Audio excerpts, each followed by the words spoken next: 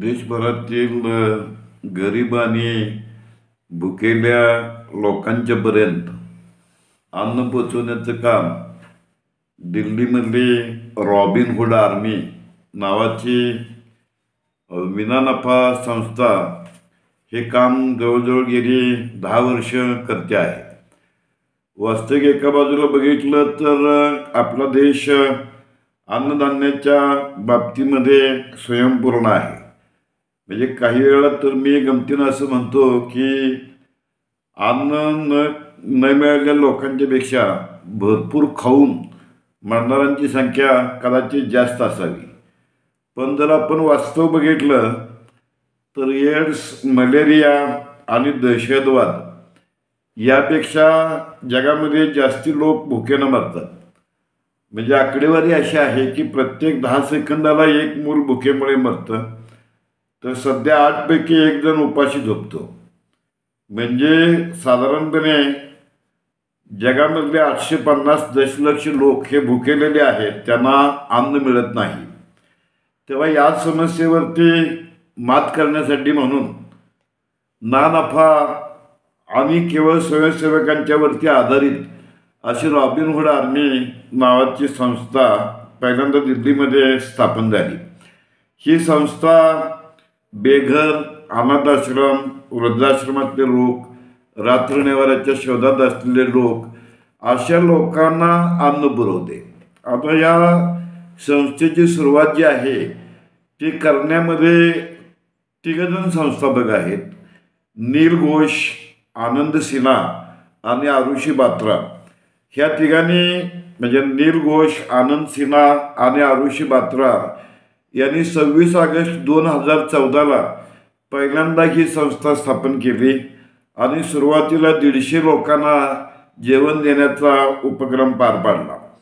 अर्थात ही जी संस्था आहे ही विकसित होताना नील घोष हे काही दिवस पोर्तुगालमध्ये होते आणि पोर्तुगालमध्ये त्यांनी पाहिलं की ते भुकेवरती मात करण्यासाठी म्हणून वेगवेगळ्या प्रकारच्या योजनेच्या माध्यमातून गोरगरीब लोकांच्यापर्यंत हे अन्नधान्य जेवण पोचवलं जातं. तेव्हा या रेस्टॉरंट्समधनं या प्रकारचं धान्य गोळा करायचं किंवा एखाद्या वाढदिवसाच्या वेळेला शिल्लक असलेलं अन्न गोळा करायचं किंवा एखाद्या लग्न समारंभामध्ये किंवा सामुदायिक जेवण ज्या ज्या ठिकाणी होतं ते जेवण गोळा करून लोकांच्यापर्यंत देणारा पोर्तुगालमध्ये री-फूड प्रोग्रॅम हा सुरू होता. आणि या पोर्तुगालच्या री-फूड प्रोग्रॅमवरती आधारित अशा प्रकारचा नील घोष, आनंद सिन्हा आणि आरुषी बात्रा यांनी 2014 पासून भारतामध्ये रॉबिनहूड आर्मी नावाचा हा ग्रुप चालू केला. आता या ग्रुपचे देशभरामध्ये 2 लाखापेक्षा जास्त सदस्य आहेत. अगदी आपल्या भागामध्ये सांगली, कोल्हापूर, पुणे या शहरामध्ये देखील हे स्वयंसेवक काम करतात. म्हणजे साधारणपणे मोठी मोठी रेस्टॉरंट्स, लग्न समारंभ, मोठे होणारे कार्यक्रम या ठिकाणाहून शिल्लक अन्न गोळा केलं जातं. म्हणजे ह्या मंडळींचा उत्साह बघून काही रेस्टॉरंट्स तर ताजं अन्न त्यांना देतात आणि मग हे गरीब आणि भुकेलेल्या लोकांच्यापर्यंत पोचवलं जातं. म्हणजे साधारणपणे आपल्या देशातल्या 7 शहरातली रेस्टॉरंट्स ह्या हिरवा टी-शर्ट परिधान केलेल्या रॉबिनहूड आर्मीला या प्रकारचं अन्न पुरवतात आणि मग ते गोरगरीब लोकांच्यापर्यंत पोहोचवलं जातं. आता दिल्लीमध्ये सुरुवातीला स्थापन झालेली ही जी संस्था आहे ह्या संस्थेचे 401 शहरामध्ये 2,18,912 स्वयंसेवक आहेत आणि भारताबरोबरच Bahrain, Bangladesh, Botswana, Malaysia, Nepal, Nigeria, Pakistan, Sri Lanka, Uganda, Zambia अशा 10हून अधिक देशामध्ये गरजूसाठी अन्न उपलब्ध करून देण्याची ही चळवळ सुरू आहे. या चळवळीमध्ये विद्यार्थी आहेत, व्यावसायिक आहेत, डॉक्टर आहेत, वकील आहेत.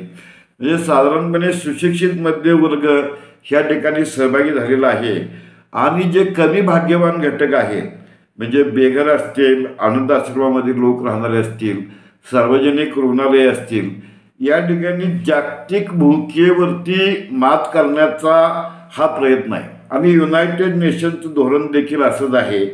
सस्टेनेबल डेव्हलपमेंट गोल काय असावं तर झिरो हंगर म्हणजे शून्य भूक करण्यासाठी हा प्रयत्न सुरू आहे. म्हणजे जगभरामध्ये 690 दशलक्षाहून अधिक लोक हे उपाशी राहतात. तेव्हा सर्व द हँग्री सिटीजन ही या रॉबिनहूड आर्मीची घोषणा आहे. आणि हिरवा टी शर्ट परिधान केलेले हे रॉबिन दीदी आणि भैया पुणे, मुंबई, सांगली, कोल्हापूर यासारख्या आपल्या देशातल्या बऱ्याच शहरामध्ये हे जे काम आहे गरिबांच्यापर्यंत अन्न पोचवण्याचं ते करत आहेत. अर्थात लातूरला 2016 साली ज्याला पाणी टंचाई निर्माण झाली त्यावेळेला ह्या रॉबिनहूड आर्मीनं जवळजवळ 75,000 लिटर पाणी दिलेलं होतं. म्हणजे भुकेची जी राष्ट्रीय समस्या आहे ती सोडवण्याचा हा स्वयंसेवी प्रयत्न आहे. आता रॉबिनहूड आर्मी हे जे नाव आहे त्यातलं रॉबिनहूड हे 15व्या शतकामधल्या साहित्यातलं एक पात्र आहे. हा रॉबिनहूड म्हणजे श्रीमंत लोकांची लूट करायचा आणि गोरगरिबामध्ये ते वाटून टाकायचं असं म्हटलं जातं. अर्थात इथे लूटमारीचा प्रश्न नाही, पण लोकांच्यातल्या दातृत्वाला आवाहन केलं जातं. आणि 2 मुद्द्यावरती ही संस्था काम करते आहे. एक म्हणजे लेस फॉर्च्युनेट, दुर्दैवी गरीब लोकांच्यापर्यंत अन्न पोचवणं. म्हणजे अगदी सांगलीमधला हा रॉबिनहूड आर्मीचा जो ग्रुप आहे त्यामध्ये व्हॉट्सअपवरती 200पेक्षा अधिक लोक कनेक्ट आहेत आणि त्यांचं काम सांगलीमध्ये नियमितपणे सुरू आहे. या कामाबरोबरच काही वेळेला ब्लँकेट वाटप केलं जातं. तर काही वेळेला 15 ऑगस्टचं निमित्त साधून बऱ्याचशा भुकेल्या लोकांना जेवण देण्याबरोबरच आणखीन एक उपक्रम असा आहे की रस्त्यावरची जी मुलं आहेत की जे शिक्षणापासून वंचित आहेत या मुलांना शाळेमध्ये प्रवेश मिळवून दिला जातो. म्हणजे भूक भागवणं आणि गोरगरीब मुलांना, रस्त्यावरच्या मुलांना शिक्षण देणं अशा प्रकारचा उपक्रम आहे. म्हणजे या संस्थेची घोषणाच अशी आहे. त्यांची संस्कृतीमध्ये नागरिक प्रथम, त्यानंतर मिशन नेक्स्ट आणि रॉबिन्स लॉस्ट या चळवळीमध्ये रॉबिनहूड आर्मीमध्ये सहभागी होणाऱ्या स्वयंसेवकांना रॉबिन्स म्हणतात. म्हणजे नागरिक प्रथम, मिशन नेक्स्ट आणि रॉबिन्स लॉस्ट ही त्यांची संस्कृती आहे. तेव्हा गेली 10 वर्ष आपल्या देशभरामध्ये आणि जगभरामध्ये 400हून अधिक शहरामध्ये 2.25 लाखाच्या दरम्यान हे रॉबिन्स स्वयंसेवी पद्धतीनं गरिबीचा प्रश्न आपल्या पद्धतीनं सोडवण्याचा प्रयत्न करीत आहेत. या चळवळीचं वैशिष्ट्य असं की ही सोशल मीडियातून डेव्हलप झालेली चळवळ आहे.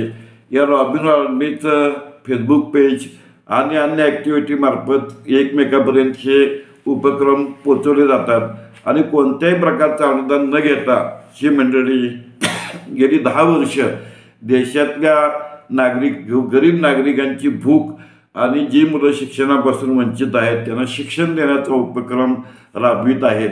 अर्थात ही गोष्ट खरीच आहे की संत तुकडोजी महाराज यांनी असं म्हटलेलं आहे की सत्ता की माँ आयु बडी, सेवा की ध्वज सदा खडी. तेव्हा तरुणाईला सेवाभावी उपक्रमामध्ये जर सहभागी व्हायचं असेल तर आपल्या देशामध्ये अनेक विधायक उपक्रम उपलब्ध आहेत असं दाखवून देणाऱ्या ह्या रॉबिनहूड आर्मीच्या कार्याला आमच्या चॅनेलच्या वतीनं सलाम.